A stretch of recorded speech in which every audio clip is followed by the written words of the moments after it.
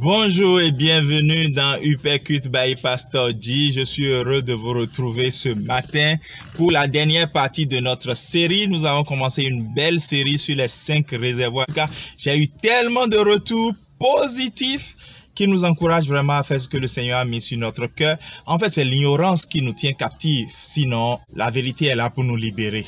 Aujourd'hui, donc, nous passons à l'étape émotionnelle 3. Donc, il s'agit maintenant de parler effectivement de ce qu'on appelle le réservoir émotionnel lui-même. Après qu'on ait parlé du relationnel et du cognitif, maintenant nous allons parler de l'émotionnel lui-même. N'oubliez pas qu'on a déjà parlé du physique et du spirituel. Les trois renvoient à la prière que Paul a faite aux chrétiens thessaloniques dans 1 Thessaloniciens 5, verset 23, en disant que le Seigneur, le Dieu de paix, vous garde lui-même, corps, âme, esprit, votre être entier, afin que vous soyez gardés irrépréhensibles pour le jour du Seigneur. Donc, le réservoir émotionnel. Souvent, en milieu chrétien, l'émotionnel a toujours été mal vu. On pense que l'émotionnel, c'est les réactions à fleur la peau. L'émotionnel, c'est le contraire, l'opposé de l'esprit. Donc, l'émotionnel est souvent confondu avec la chair qui est opposée à l'esprit. Non, nous sommes un esprit disposant d'une âme et habitant dans un corps. Et donc, parfois, la parole de Dieu vient pour séparer âme et esprit, certes. Mais ici, l'émotionnel n'est pas que ce qui n'est pas mature. L'émotionnel, c'est une part de nous. Et remplir convenablement son réservoir émotionnel, c'est veiller à la guérison des blessures émotionnelles.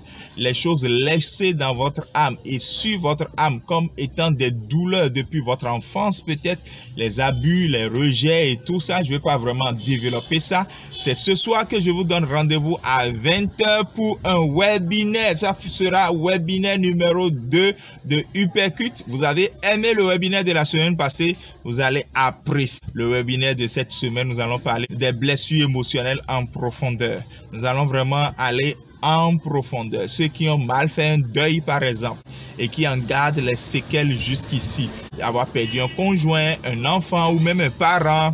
C'est des chantiers qui ne sont pas souvent abordés dans nos églises. Et pourtant, en ma qualité d'aumônier d'hôpital, j'ai rencontré tellement de personnes et j'ai eu à accompagner également des gens. Et j'ai compris en fait que nous sommes malades de beaucoup de choses juste par ignorance. Rendez-vous ce soir à 20 h pour ce webinaire numéro 2 sur les 5 réservoirs de l'homme. Bien entretenir son réservoir émotionnel, c'est toujours découvrir sa forme. La forme, je l'ai pris chez Rick Warren, où il s'agit de découvrir ses forces spirituelles pour F, ses orientations de cœur pour O, ses ressources pour R, ses manières d'être pour M et ses expériences pour E. Rendez-vous encore ce soir pour comprendre davantage ce que c'est que la forme et découvrir également le livre de Rick Warren qui aborde ce sujet. Et puis remplir le réservoir émotionnel, c'est enfin identifier ce qui vous réjouit, qui vous donne de la joie, une passion dans une activité. Vous aimez faire du piano, vous aimez chanter, vous aimez danser. Tout cela vous aidera même à ne pas être addict à quelque chose, parce qu'il faut toujours réorienter sa passion lorsque ce que vous faites n'est pas en accord avec la parole de Dieu. Aujourd'hui, je lis ce texte de Zacharie, chapitre 10, le verset 4, et je finis par une prière. On se donne rendez-vous aujourd'hui à 20 h pour un webinaire numéro 2. Vous n'avez pas suivi le webinaire numéro 1 sur vaincre la pornographie? Allez, cliquez là et vous allez pouvoir suivre celui-là. Éphraïm sera comme un héros. Leur cœur aura de la joie que donne le vin. Leurs fils les verront et seront dans l'allégresse. Leur cœur se réjouira en l'Éternel. Je crois que le cœur de quelqu'un va quitter l'amertume. Au nom de Jésus, définitivement, le cœur de quelqu'un va recevoir la joie du Seigneur.